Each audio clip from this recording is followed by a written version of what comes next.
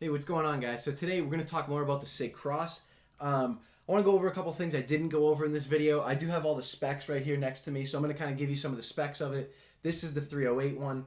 In the first video, I just kind of talked about how I have it set up, why I have it set up like this, why it's good for me, why I like it. Talked about the scope it came with and the bracket, the stock, all the adjustments on it. I want to just first talk about, in the last video, somebody commented that the stock was a little wobbly, and they were right.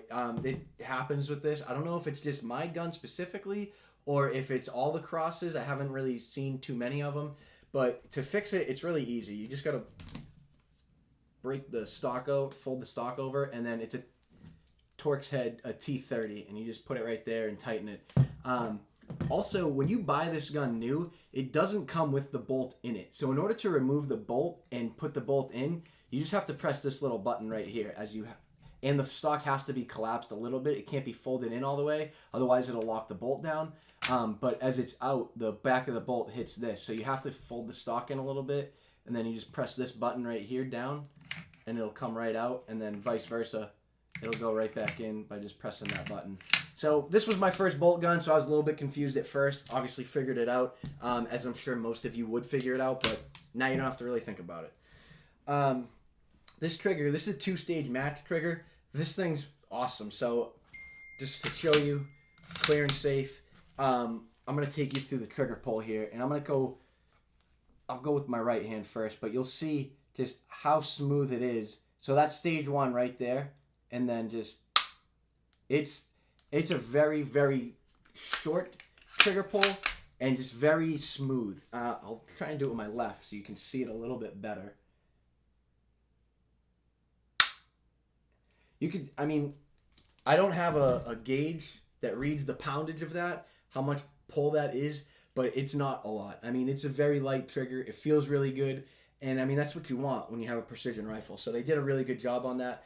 This is the 308 model. So 16-inch barrel. This is the Sig Precision stock, stainless steel, two-stage match trigger. 1 in 10 twist. The 6.5 Creedmoors, they come with a 1 in 8 twist and an 18-inch barrel. It's just optimal for that round, I guess. I don't have the Creedmoor. I don't really know much about the Creedmoor either. That's why I went with 308. Just because it was a round I was a lot more familiar with. I knew what it was. I knew how to find them. I knew what it cost. I was more comfortable with it at the time. Since I think 6.5 Creedmoor is a pretty cool round, I don't have anything against it. At the time, I just didn't really know much about it. So that's why I went with the 308 for mine. The difference in weight, so this is 6.5 pounds. Obviously not with everything on it, but bone stock gun, 6.5 pounds. The 6.5 Creedmoor one is 6.8 pounds. So 0.3 difference there. Obviously not a huge difference at all, especially considering you get 2 extra inches on the barrel. But yeah, overall, it's an amazing gun. I'm a huge fan of this gun.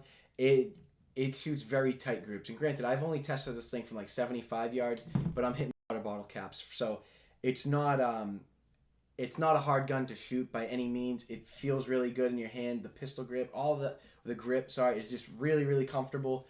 The whole gun is really nice. It's so adjustable with the stock, forward and back, up and down. Anything that you need to adjust with this thing can be adjusted to fit you and your specific body type, the way you like to shoot. So I highly recommend getting yourself a Sig Cross, whether it's the 308. They have come out with a few new models since. They came out with I'll just look. I have Sig's website open right here. They came out with the, what's it called? They don't have the name of it. It's 277 Fury round. And that one is the Born and Raised edition. So that's pretty cool. The Born and Raised one looks cool. I don't know the price on it here. And they also have the Cross PRS. So I put a Cross PRS in my hand, and that thing was heavy as hell. I'm going to click on it. I'm going to see what it says for weight, because it was insanely heavy. 14.2 pounds. Yeah, that's pretty heavy. Especially when you're used to a 6.5 pound gun. So personally, wasn't a huge fan when I put that one in my hand, but let's look at what the other one is there, the Born and Raised edition. I don't think that one's too heavy. I haven't held one of these yet, though, but 8 pounds. Yeah, so that's a little bit better, the 8 pounds, the Born and Raised edition. But yeah, that Cross PRS was heavy as hell when I first picked that thing up, especially compared to these ones. So do what you will with that information, and I would definitely, like I said, I recommend every gun I have. The Cross, the Rattler, the MCX, the Legion, the 365. All these are really nice guns, and I don't have anything bad to say about any of them. Few things I may adjust or may fix on a few of them, but overall, really nice guns and would highly recommend them.